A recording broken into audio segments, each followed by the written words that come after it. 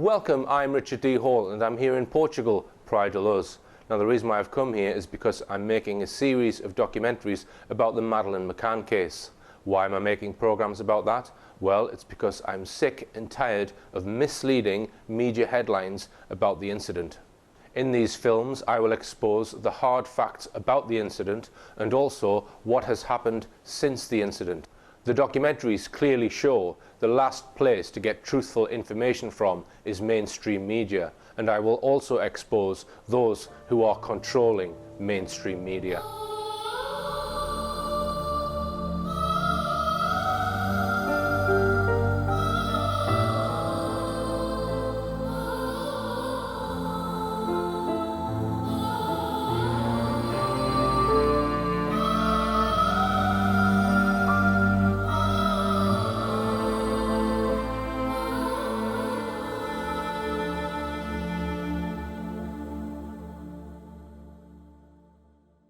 To sum up, we have looked at three sets of investigators who were employed by the McCanns to search for Madeleine for the year from September 2007 to September 2008.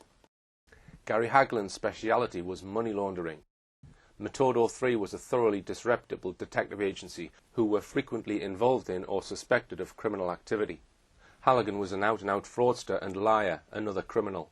Three Metodo 3 men who worked on the Madeleine McCann case, Francisco Marco, Julian Parabanez and Antonio Gimenez Raso, have all spent time in jail following allegations of criminal activity, one of them, Gimenez Raso, being in jail for 4 years. Kevin Halligan was also jailed for 4 years.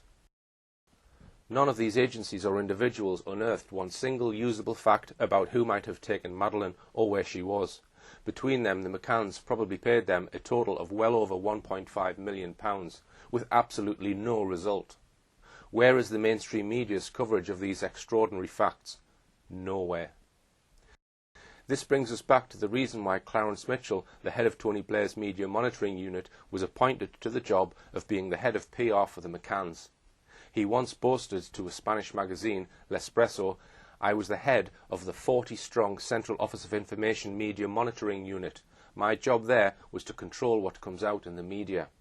Enough said, I think. After the McCann team sacked Halligan in August or September 2009, Brian Kennedy turned to two local contacts to head up the McCann team's investigation. One was former Detective Inspector Dave Edgar, who lives in Crewe, just a few miles from Brian Kennedy's mansion. The other was another retired police officer, Arthur Cowley, who lived in a hilltop cottage on Holcombe Mountain, in Flintshire, North Wales. Their main activity over the next 3 years seemed to have been to promote a series of unlikely stories about who might have abducted Madeleine, which I'll look at in a moment. But first, let's look at yet another deception perpetrated by the McCann team in relation to these men. In truth, they were men local to Brian Kennedy, handpicked by him to work in his investigation office in Knutsford, Cheshire.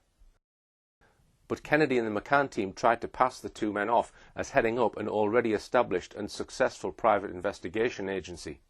They chose to mislead the press and the general public in thinking that Dave Edgar was the boss of a successful detective agency called Alpha Investigations Group. There was only one problem with this. There was no such detective agency.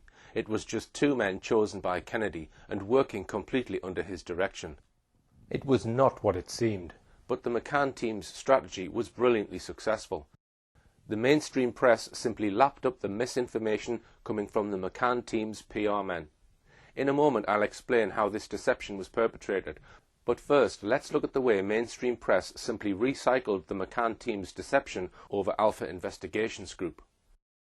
One of the first mentions of this bogus Alpha Investigations Group came in the article in the Belfast Telegraph on the 13th of September 2009. And in a parallel article based on the same source in the Independent's Sunday Life magazine. The article claimed that Sunday Life can now lift the lid on how Edgar's Alpha Investigations Group private eye agency really operates. Renowned for leaving no stone unturned in his UK murder investigations, Dave now spends his days with a 4-strong team probing every lead that comes into his office. The article referred to his business partner, Arthur Cowley. This was no lifting of any lid. It was simply the media printing what the McCann team was telling them about Dave Edgar. In fact, it is us here at Rich Planet TV who are now lifting the lid on this and all the other things about this private investigation that have been deliberately hidden from the public until now.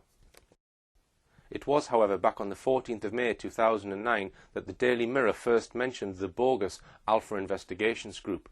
The article praised Edgar to the skies for being one of the most brilliant detectives Britain has ever had, citing his alleged work in solving the murder of Gary Newlove.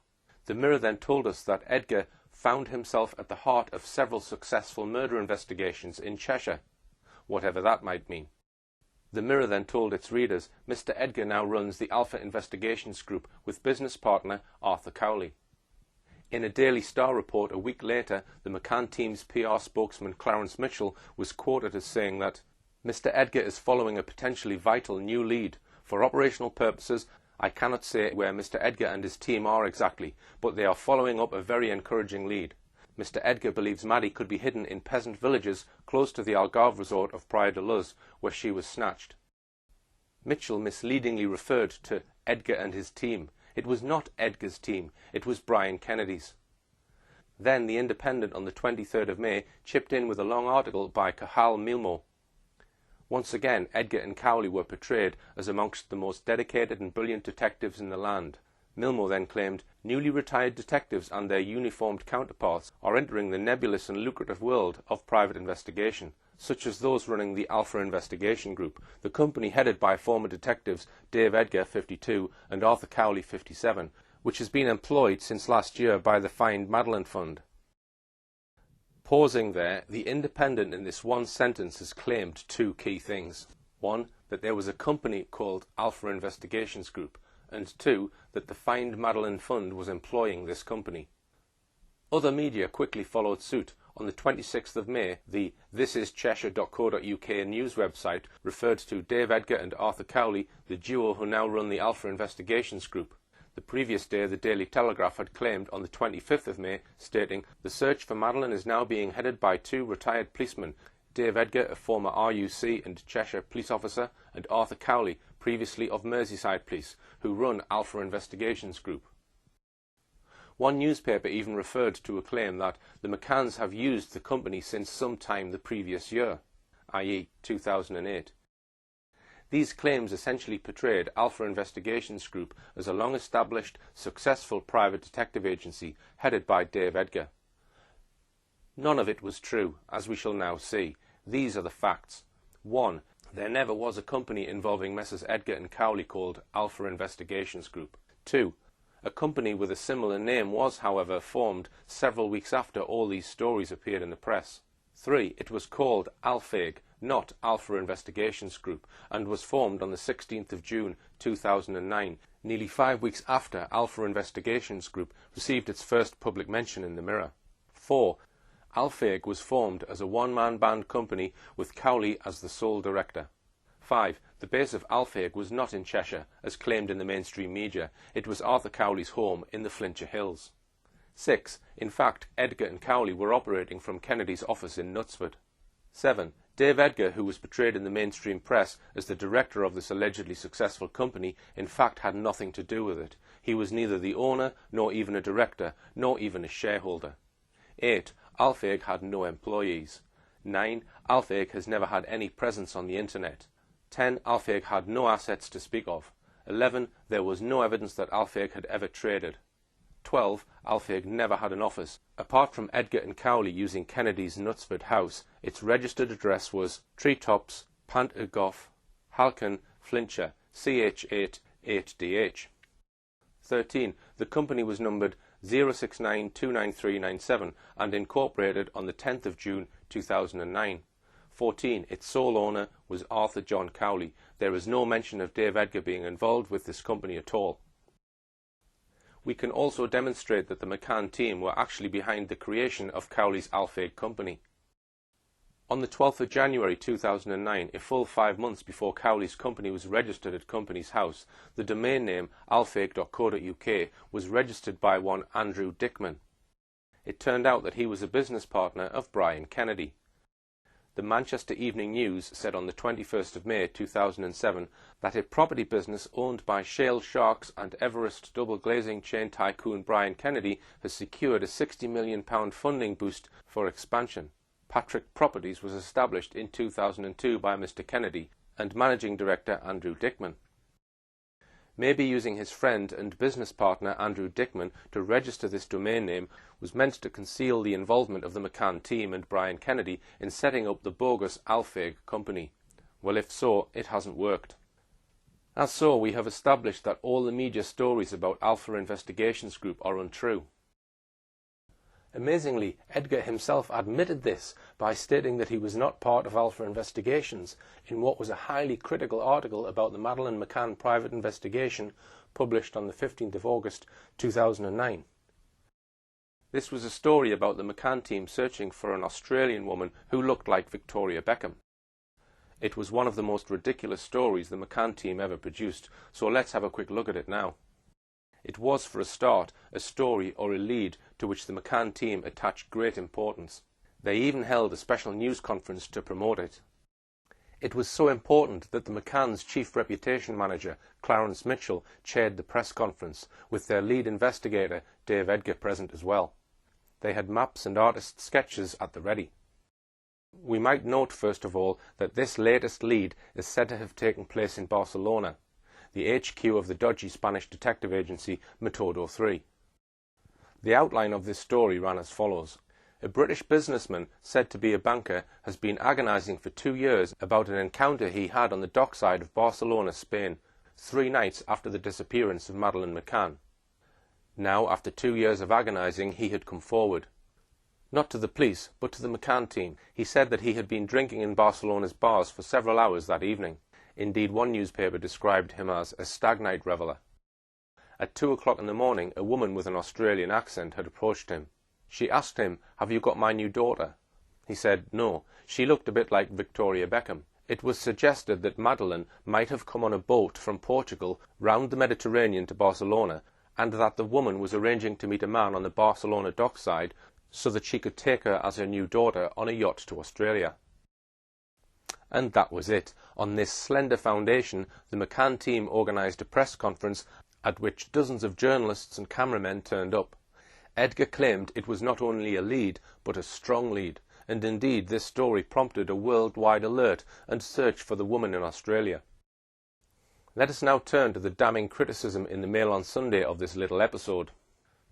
Days previously, an earlier article by Jerry Lawton had proclaimed that detectives hunting missing Madeleine McCann are to quiz the skipper and crew of a £6 million super yacht. The move came after its millionaire owner, Rhonda Wiley, 52, and daughter Melissa Carlson, 31, vowed to do all they could to help. The 105-foot yacht was spotted in a Barcelona marina 3 days after Madeleine disappeared in 2007.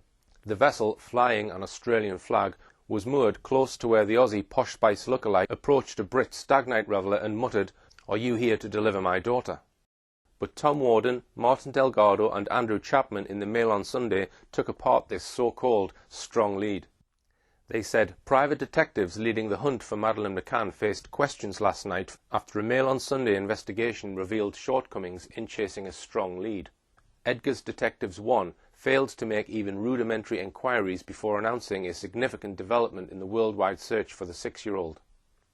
2. Failed to speak to anyone working at the seafood restaurant near where the alleged agitated woman was seen at 2 a.m. 3. Failed to ask the Port Authority about movement of boats around the time Madeleine disappeared. 4. Failed to ask if the mystery woman had been filmed on CCTV. 5. Knew nothing about the arrival of an Australian luxury yacht just after Madeleine vanished until told by British journalists who gave them the captain's mobile number. 6. Failed to interview anyone at a nearby dockside bar where, according to Mr. Edgar, the mystery woman was later seen drinking. And 7. Failed to ask British diplomats in Spain for advice before or during the visit. Also, Spanish police could not confirm that they had ever been contacted by the British investigators. The Mail on Sunday attacked Edgar's failure to question several people who might have had vital information before calling a news conference. But then maybe dramatic news headlines were all that the McCann team really wanted from the story. The Mail on Sunday spoke to Jose Luis Lopez, owner of the El Rey de la Gamba restaurant where the mystery woman was seen. He said the McCann's private detectives did not make any enquiries at my restaurant. I am almost always here when the restaurant is open, and my staff would have informed me if anyone had approached them about such an important matter. You are the first person to ask about this Australian woman. The manager of the bar next door, Kennedy's Irish Sailing Bar, said the same. The Barcelona port director, Juan Guitar, asked about it. He said, "Nobody has been here asking questions about Madeleine for this Australian woman. This is the first I have heard about any possible link to the port." A senior Port Authority worker added, "There are several security cameras monitoring the port, but we have not been approached about footage from the night in question. I would have expected anyone carrying out the investigation to at least have asked about it." A source at the British Embassy in Madrid said, "The detectives didn't inform us or the consulate in Barcelona that they were coming to Spain, nor ask any help in their investigation." A highly experienced private detective with over 20 years' work tracing missing people added, "I can't understand why the Madeleine detectives would have released this story and leave it to the public without first making their own investigations in the port. It beggars belief that they did not speak to the owner of the restaurant or the port authorities." The McCann detectives had not even checked port records for the dates of the 6th and 7th of May, the days the British banker was in Barcelona. The Mail on Sunday, however, managed to see them and traced 9 boats that arrived in the port, one of which was unfamiliar. It was a £6 million Sunseeker powerboat, Willpower, owned by an Australian multimillionairess, Rhonda Wiley. The Mail on Sunday interviewed the captain. They commented, "Mr. Edgar's team are in the embarrassing position of having to explain why it was left to reporters to discover the boat's presence in Barcelona and trace its former captain." The Mail on Sunday article was interesting for another reason. The McCann team sought to blame Edgar's assistant, Arthur Cowley, for the Barcelona debacle. Asked to explain himself, Edgar said, "We are a small team. Mr. Cowley's company had no connection with the Madeleine investigation. I am employed by the McCann family and I pick my staff." In these words, Edgar had effectively blown apart the claim that he was the boss of the imaginary Alpha Investigations Group. He, not Alpha Investigations Group, had been hired by the McCanns, and Alpheg was Cowley's company, not Edgar's as the mainstream press had consistently claimed. There was also one truly extraordinary statement made by Dave Edgar at this press conference. He referred to the abductor. He said the abductor might have been a woman, not a man. The statement completely beggared belief. The McCann's close friend, Jane Tanner, had insisted that at 9:15 p.m. she had seen a man carrying a girl in pyjamas near the McCann's apartment. She described his long, sleek black hair, his dark jacket, his mustard-coloured chino trousers, and his black winkle-picker shoes. The description was given to the world.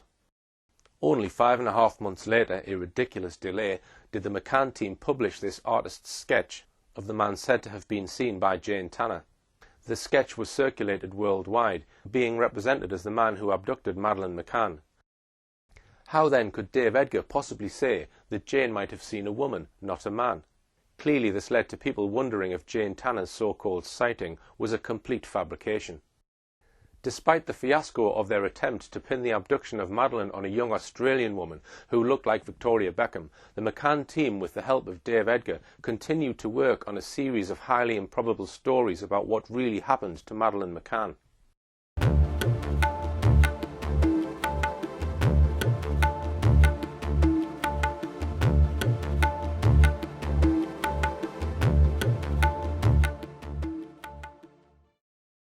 Let's move on to look at just one or two of the unbelievable stories developed by Dave Edgar. One of the angles the McCann team and Dave Edgar focused on was the possibility that Madeleine might be being held in an underground prison lair. This followed some well-publicised, appalling stories of how girls had been kidnapped and held for years before finally gaining freedom. There was the case of Natasha Kampusch, abducted by Wolfgang Pricklepil when 10 years old and held for 8 years before gaining her freedom. Then there was J.C. Lee Dugard, kidnapped by sex offender Philip Craig Garrido when aged 11 and held for 18 years before being freed. Then there was the evil Joseph Fritzl, who had held his daughter Elizabeth captive for 24 years and fathered 7 children by her. More recently, there was the case of the 3 teenage girls held captive in Arizona for 2 years.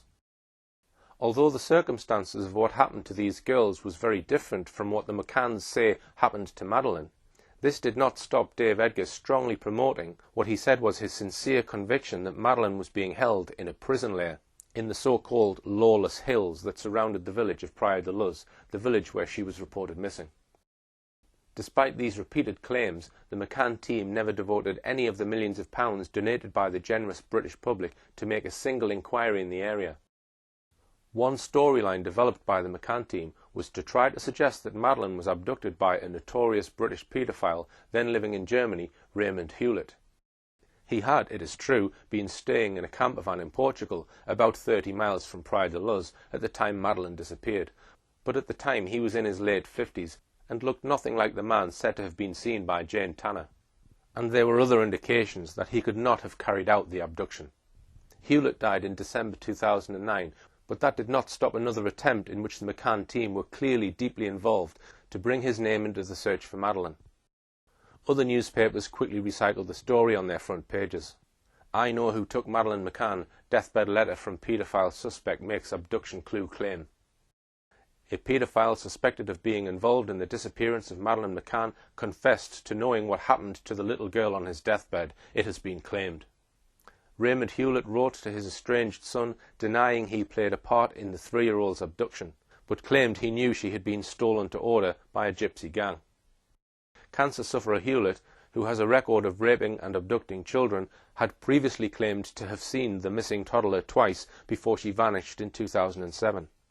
The story was literally incredible. It featured Wayne Hewlett, a builder from Telford, the long-time estranged son of Raymond Hewlett. Raymond Hewlett had been convicted of a string of sex offences, and his son Wayne had disowned him over 20 years previously.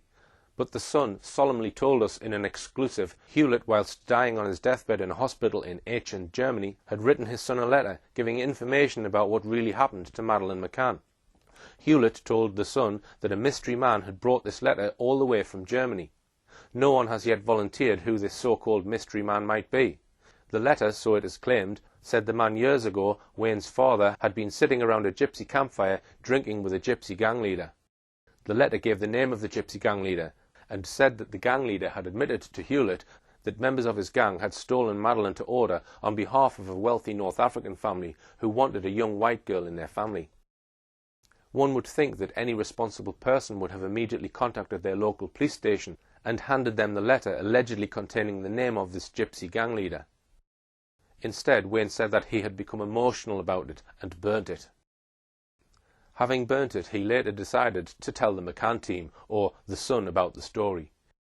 We can't be sure which came first, but what we can be sure about is that the McCann team and the Sun cooperated once again to put this story on their front page on the 1st of September 2010.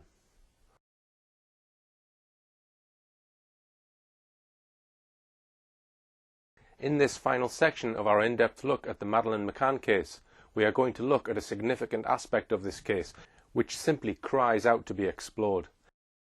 And that is the quite remarkable extent to which the British government and other political, media and establishment figures at the very highest level have been involved in actively assisting the McCanns and in promoting their claim that Madeleine had been abducted right from the very first day Madeleine was reported missing.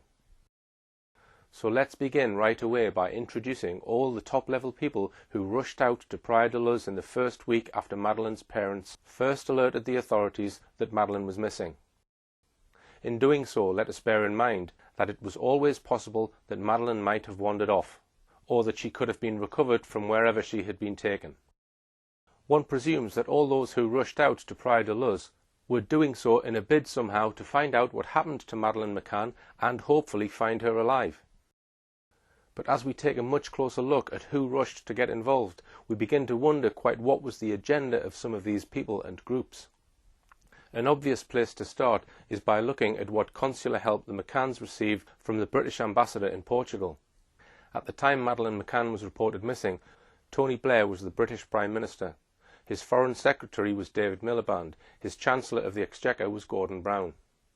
The Blair government was renowned for the fortune of taxpayers' money spent on his PR men, spinners, or as some have called them, professional liars. A key person in this exercise in controlling the media was the head of the government's so-called Media Monitoring Unit in the Central Office of Information. It reported straight to the Cabinet Office at number 10 Downing Street. At its head was Clarence Mitchell, the very man who for the next 7 years was to be the main point of contact for the media covering the Madeleine McCann story. As we saw in the first programme in this series, when asked what his role was at the Media Monitoring Unit, Mitchell answered without hesitation to control what comes out in the media, which is exactly what he has done for the past 7 years. And we know from a Freedom of Information request that Clarence Mitchell was formally appointed to head up the Madeleine McCann PR campaign on Sunday the 6th of May, barely 48 hours after Madeleine had been reported missing.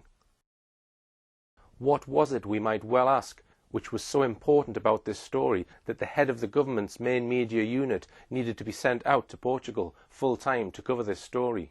What exactly was the government's interest? What could a PR man do to help find out what happened to Madeleine McCann?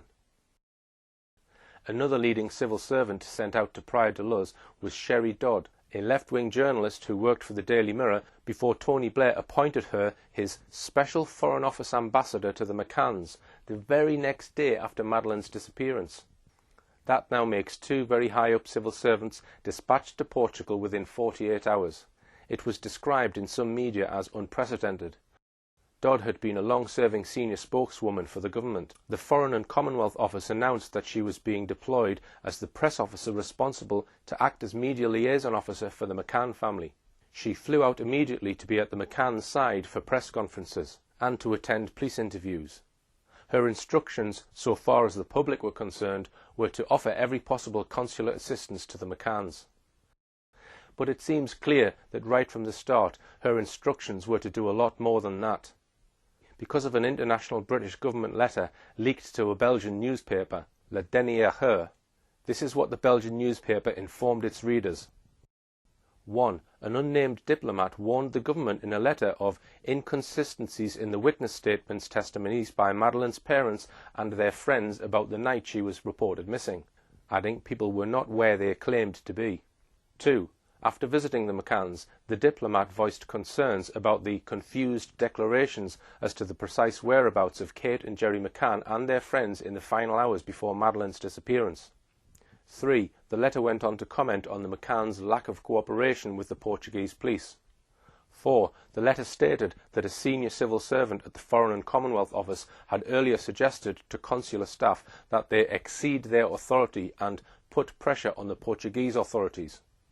5. The Foreign and Commonwealth Office in London had commanded that British embassy staff give all possible assistance to the McCann couple. 6. Diplomats were told the McCanns must be accompanied at all times during any contact with the Portuguese police by either A member of consular staff, or B, by British police officers sent out from the UK. We will come to the nature of the British police sent out to Portugal in a moment. 7. The author of the letter warned London of the risks of siding with the McCanns as completely as had been demanded. It said, "With the greatest respect, I would like to make you aware of the risks and implications to our relationship with the Portuguese authorities if you consider the possible involvement of the couple. Please confirm to me, in the light of these concerns, that we want to continue to be closely involved in the case as was requested in your previous message." None of the contents of this explosive report from a British diplomat have ever been mentioned in the British press. We cannot be sure who was the author of this damning report, but all indications suggest that it was the senior Foreign Office civil servant we mentioned just now, Sherry Dodd. We do know on the record that Sherry Dodd's work in Portugal came to a sudden end on the 17th of May 2007, just a fortnight after Madeleine's disappearance. The indications are that Sherry Dodd compiled her damning letter within a day or two of her arrival in Portugal. She seems to have been the one person in the entire British government who was bold enough to express any doubt about the McCanns' claim that Madeleine had been abducted. In 2008, a Freedom of Information request was made to try and obtain disclosure of the contents of all communications between the British Embassy in Portugal and the Foreign and Commonwealth Office in London. This was denied on the grounds that the release of such information would in some way endanger or irreparably damage international relations between the UK and Portugal. The first government minister to get involved in the case was Gordon Brown. At the time, he had been Tony Blair's Chancellor of the Exchequer for 10 years. He was shortly to become Britain's Prime Minister. We know two specific things about his close involvement in the Madeleine McCann case in the first 3 weeks after Madeleine was reported missing. First, we know from Gerry McCann himself, and this has never been denied, that he made several mobile telephone calls to Gordon Brown himself. Don't you agree that there were a lot of details that in a certain way contribute to people to doubt of you? For example, when you went to the Vatican so quickly, all the contacts that you've made. Can I ask you, Gerry, if you personally know Mr. Gordon Brown, the Prime Minister? No, and we still, we've never met Gordon Brown. We've spoken to him once on the phone, several weeks after Madeleine was abducted. Second, we know that Gordon Brown leaned on the Portuguese authorities to persuade them to release a description of a man with a child that the McCann's friend insisted had been near their apartment at about 9:15 p.m. the night she was reported missing. The McCanns and Jane Tanner had told the Portuguese about this alleged sighting in the hours following Madeleine's reported disappearance. But the Portuguese police, right from day one, thought her so-called sighting was fabricated. They did not want to release details of this sighting as they thought it would mislead the public. However, it is known that Gordon Brown spoke on the telephone to the Portuguese authorities, demanding that they allow Jane Tanner's sighting to be reported and asking for the public's help in identifying the suspect. And so it was, on the 25th of May 2007, over 3 weeks after Madeleine had been reported missing, that Gerry McCann and his PR spokesman Clarence Mitchell summoned the world's press to make this announcement. The Portuguese police later released the same description, but in a very low-key announcement. The McCanns had got their announcement, but no artist's sketch or EFIT accompanied Gerry McCann's description. That was partly because Jane Tanner said she had seen the man sideways on and didn't see his face. It was also dark at that time, 9:15 p.m. It was an almost unbelievable 5.5 months later that the McCann team did produce an artist's sketch, and this was it. It was hard to know what good this would do so long after the event, and without a face. When the sketch was eventually released, the British press obligingly and uncritically published it on all the front pages. Of course, it didn't lead to anyone being identified, but it did powerfully reinforce the idea that Madeleine really had been abducted in the public's mind. But why was Gordon Brown so much involved in this? He was not the Foreign Secretary, David Miliband was. And why was the government so much involved as to seek to force an obviously very reluctant Portuguese police force to allow a description of a man which had every appearance of being fabricated released to the world? Why would Gordon Brown not allow the Portuguese police to get on with their investigation unhampered? As we shall see a bit later, Gordon Brown got even more involved when he became Prime Minister. Tony Blair resigned as Prime Minister on the 27th of June 2007 to make way for Gordon Brown. But he and his wife Sherry were in direct touch with Gerry and Kate McCann. In fact, as Kate McCann relates on pages 118 and 119 of her book, she took a call from Sherry Blair at about 5 p.m. on Tuesday the 8th of May, just 5 days after Madeleine's disappearance. According to Kate, Sherry Blair said it was amazing but encouraging that Madeleine was still the first topic on the news every night. Sherry Blair also put her in touch with the controversial founder of Parents and Abducted Children, Lady Catherine Meyer. It was less than 48 hours after this conversation that on the 10th of May 2007, Tony Blair announced that he would resign as Prime Minister the following month.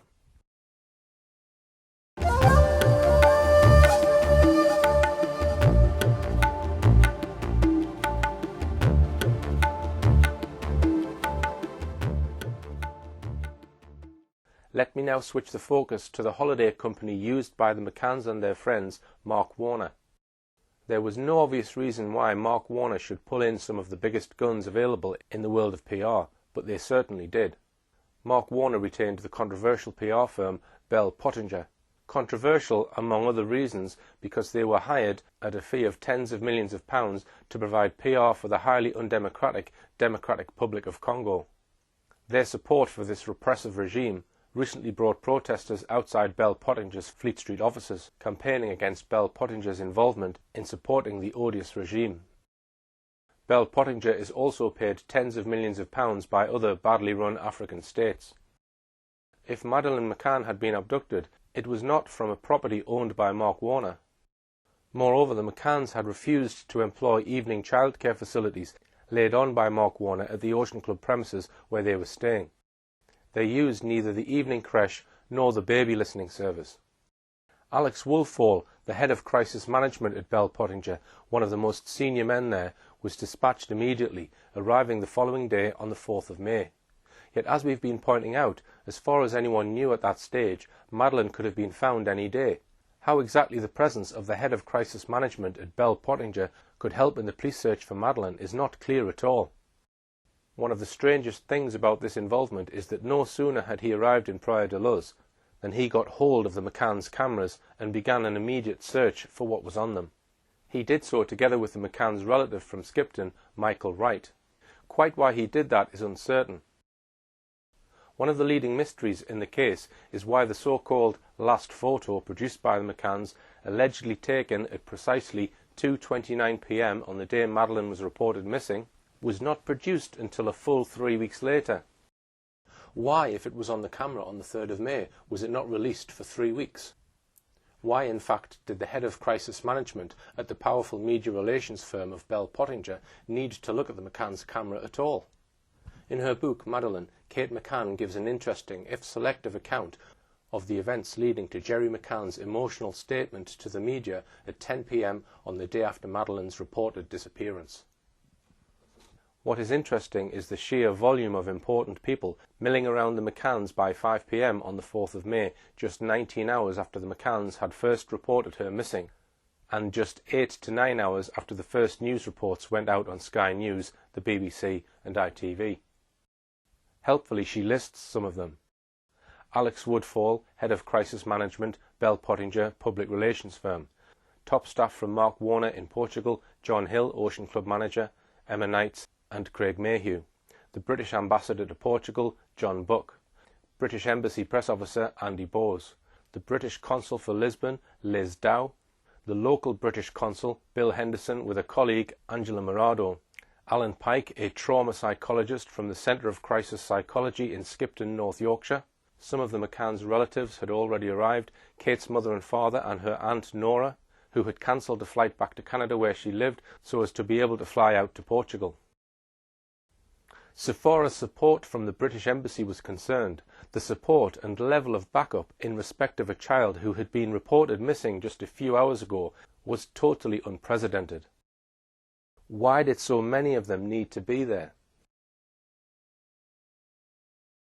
In addition to all the many people we've already mentioned, we need to look at the involvement of the British security services, an aspect which has rarely been mentioned in the British mainstream press, about which the government has been singularly evasive. Two men from CRG had discussions with the McCanns and were certainly there within days, despite Dr. Gerald McCann saying in late May to a TV interviewer that they had no plans to employ private investigators. They were Kenneth Farrow and Michael Keenan.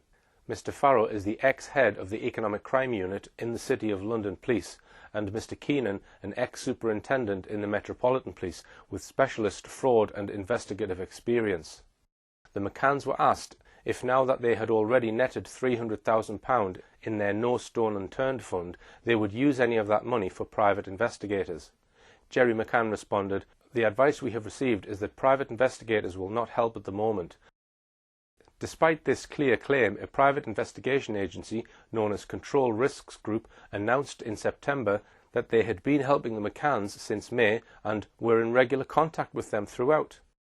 In the early afternoon of Sunday the 13th of May 2007, Jane Tanner, one of the McCanns' friends and the person who says she saw an abductor, spoke to some of the people Kate and Gerry brought in. She was referring to Control Risks Group. Who brought them in and who agreed to pay for them? Why were Control Risks Group brought in so soon? To find a missing child or for other reasons? The involvement of the British security services very often means that the government has taken a keen interest in the matter. So just what was the government's interest in the mystery of the disappearance of Madeleine McCann? Now we come to yet another government agency which was involved from day one, the Child Exploitation and Online Protection Agency, or CEOP.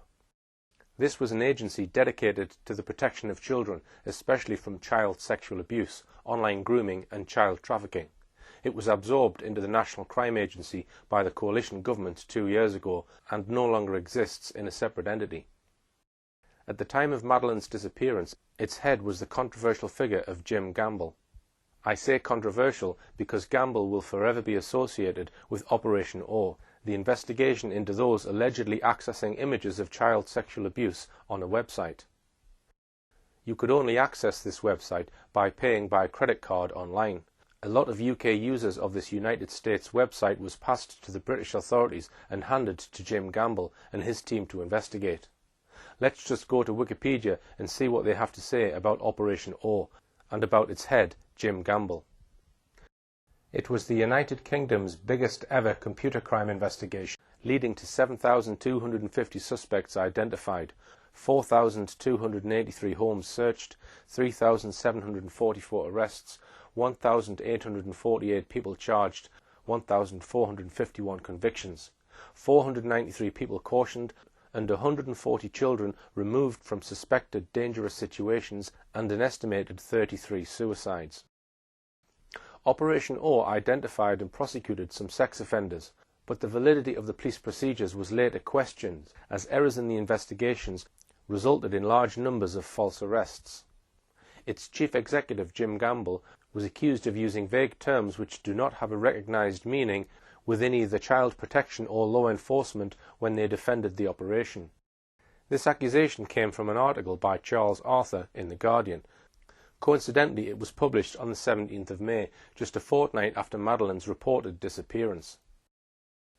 Within days of Madeleine's disappearance, Jim Gamble, just like Alex Woolfall of Bell Pottinger, was on the hunt for photographs, without, it seems, asking the Portuguese police for permission.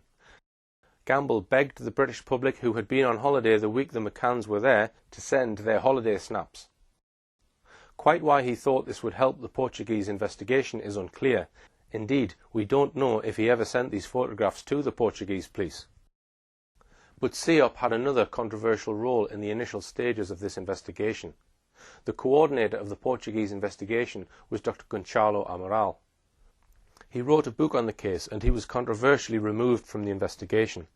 The book was called The Truth About a Lie, but it was yet to be published in this country because of a 5-year-long libel action in the Portuguese courts by the McCanns to try and have the book banned. It is actually still on sale and has been translated into 9 major European languages, all of them except English.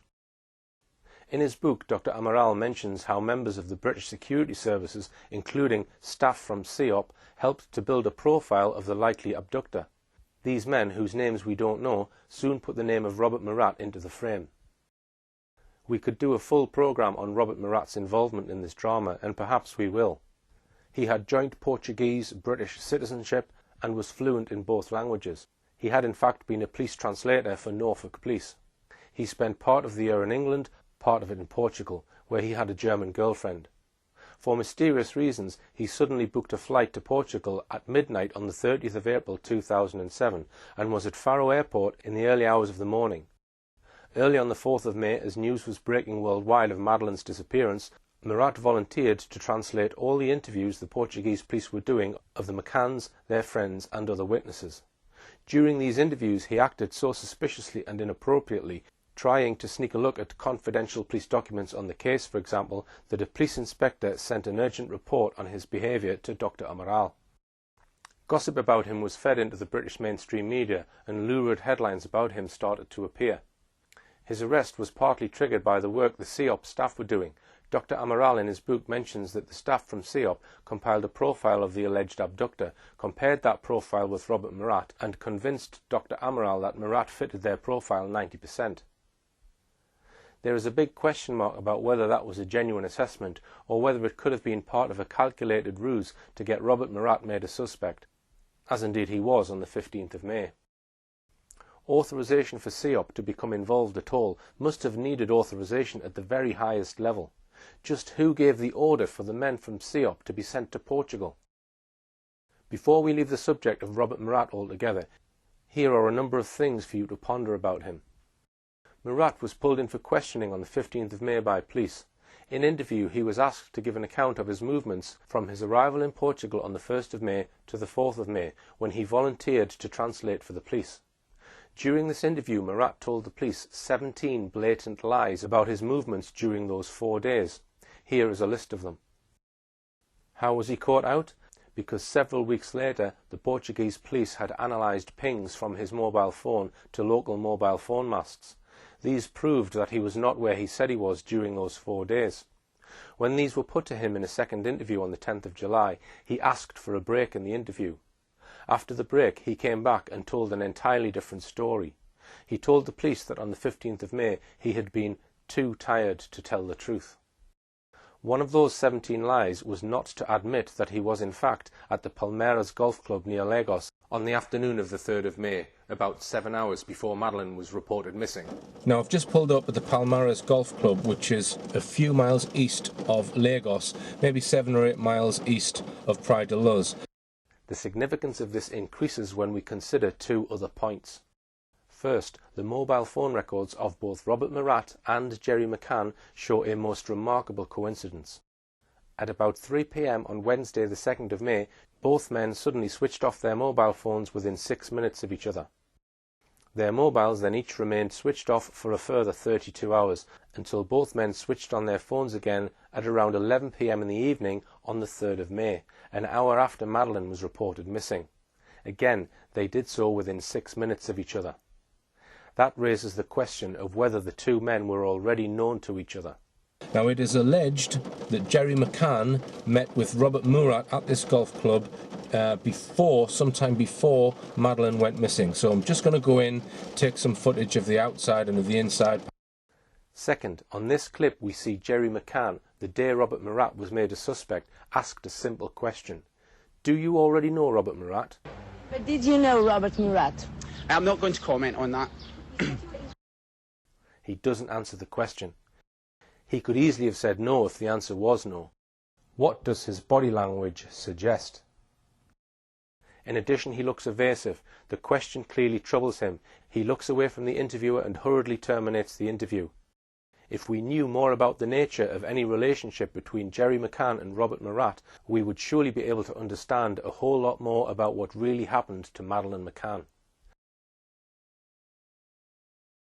But let us now return to the subject of involvement of government and other political, media and establishment figures in actively assisting the McCanns.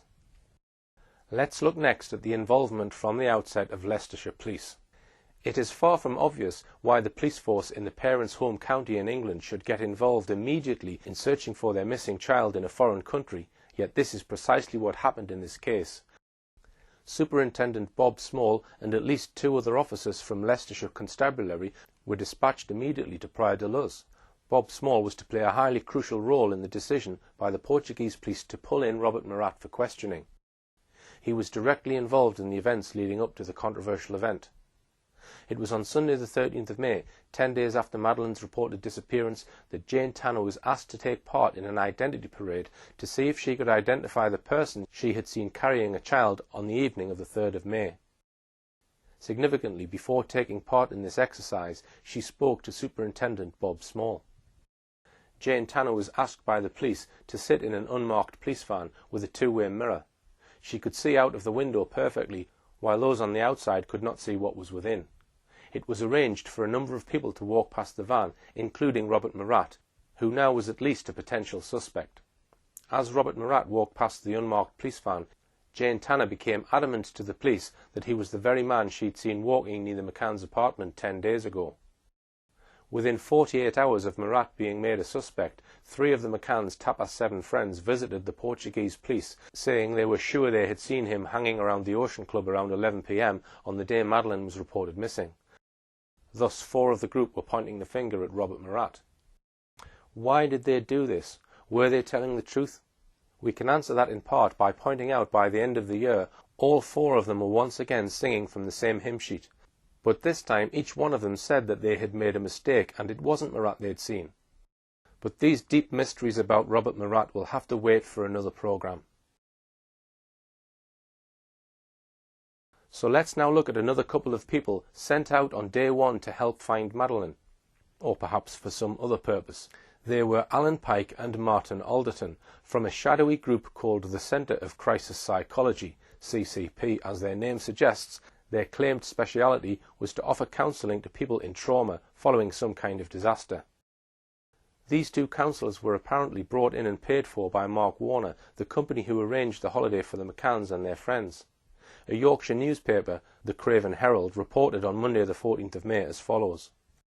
The two specialist trauma counsellors from Skipton have flown out to Portugal to help the devastated parents of missing 4-year-old Madeleine McCann. Consultants Alan Pike and Martin Alderton from the Centre of Crisis Psychology, based at Broughton Hall, have been by the side of Gerry and Kate McCann since their daughter Madeleine was abducted. The two experts were appointed by Mark Warner, the company which manages the resort, to assist Mr. and Mrs. McCann, both 38, on how to best deal with the stress and trauma of their terrible ordeal.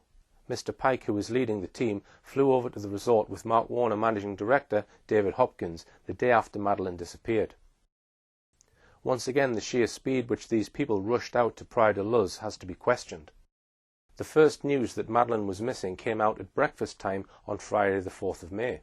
Yet by the end of the day, the managing director of Mark Warner and two people from a crisis counselling group had booked a flight, booked accommodation in Portugal and boarded a plane to Faro.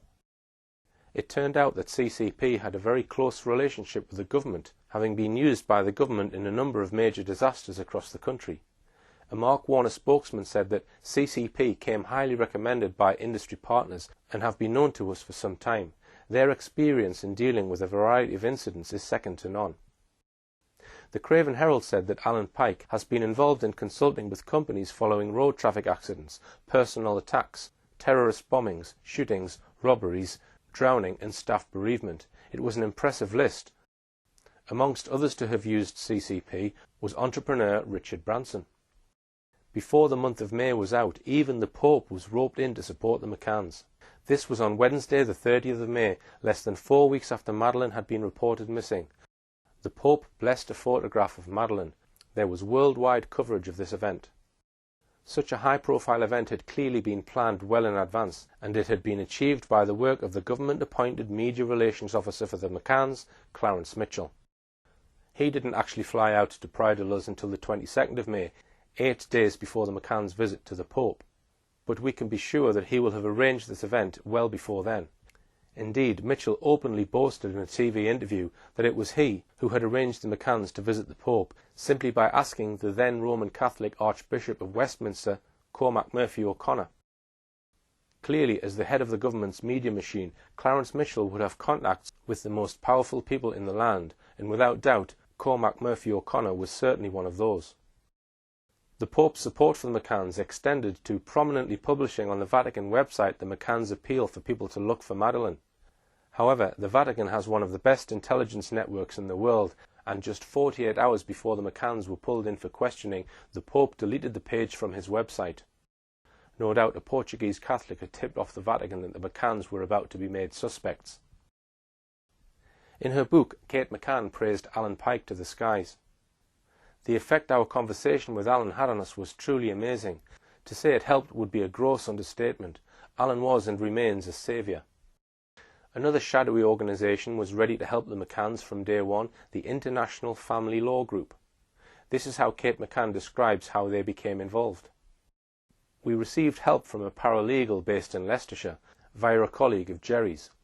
He worked for a firm specialising in family law, the International Family Law Group, IFLG. So on the afternoon of Friday the 11th of May, the paralegal, accompanied by a barrister, flew out to Portugal. IFLG suggested making Madeleine a ward of the High Court, and they did so just a few days later, giving the High Court a range of powers in relation to Madeleine, assuming she was alive. It was this unnamed paralegal and unnamed barrister who then suggested, according to Kate, that they set up a fighting fund. Quite who they needed to fight at this stage was unclear. Kate says that IFLG would devise the objectives of the fund and instruct a leading charity law firm, Bates, Wells and Braithwaite, to draw up articles of association. These two unnamed figures then brought in a third unnamed figure into the picture. Again, let's hear about this in Kate's own words. At the last two meetings with IFLG, the barrister and legal assistant were joined by a consultant called Hugh, whose profession was not at first explained, "Just call me Hugh," he said enigmatically. It transpired that he was a former intelligence officer, now a kidnap negotiator and counsellor. We were told that an anonymous but evidently very generous donor had set aside a considerable sum of money for us to put towards hiring a private investigation company if we wished. Hugh had been brought in by a firm called Control Risks Group, which was primed to help. The company is an independent special risk company. Their main line is corporate security.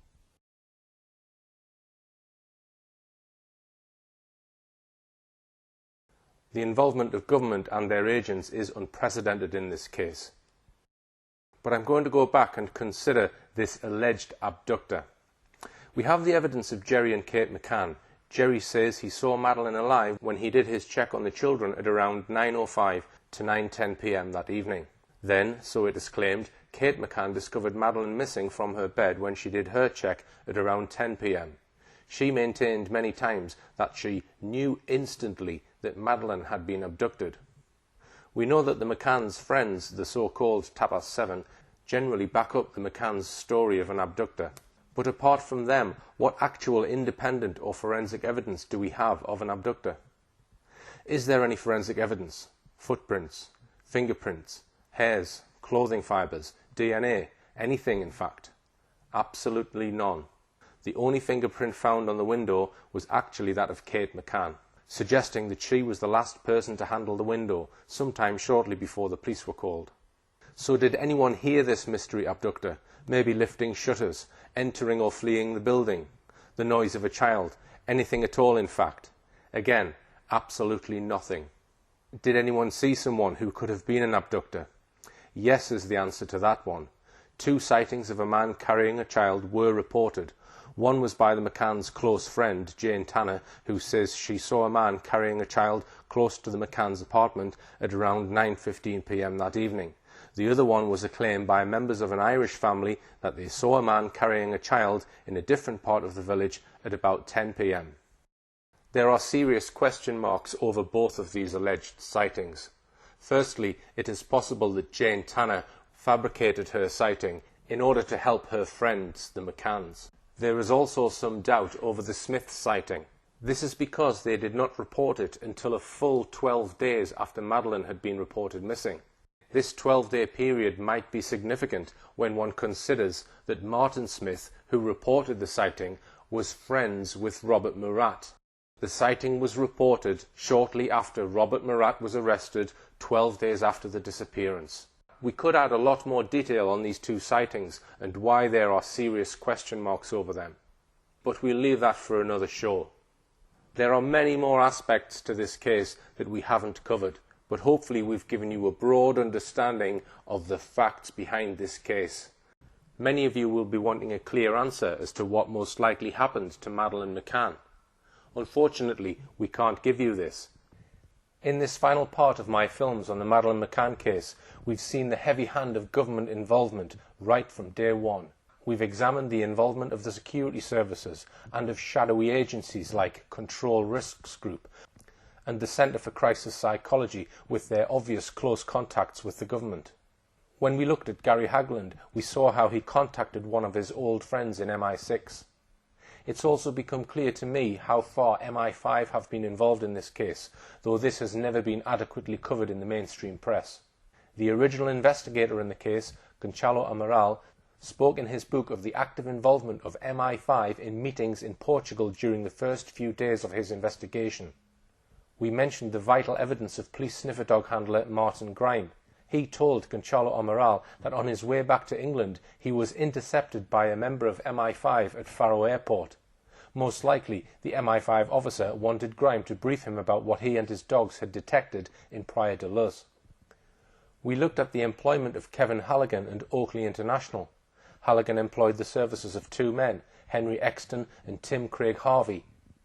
Exton obtained a Queen's Police Medal for his work in the Ministry of Defence, was awarded an OBE, and, most significantly of all, was the head of covert intelligence for MI5. The McCann spokesman himself boasted in 2008 that all these men were top ex-MI5 men. So without a shadow of a doubt, MI5 was involved, heavily involved, in the government support operation on behalf of the McCanns. There's one obvious question. Why? Was it just because the McCanns or the McCanns' friends had connections with people in high places? Was it because the British government was perhaps concerned about the reputation of Britons abroad? Or could it have been something else? Let's just highlight one of the dubious activities of the intelligence agencies, highlighted by former London Mayor Ken Livingstone.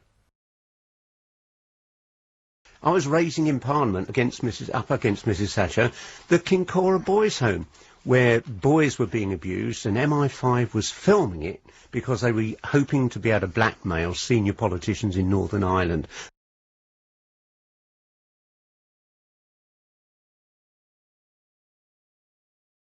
We believe there are certain secrets concerning the activities of the intelligence agencies which cannot come out. They cannot be brought forward into a court.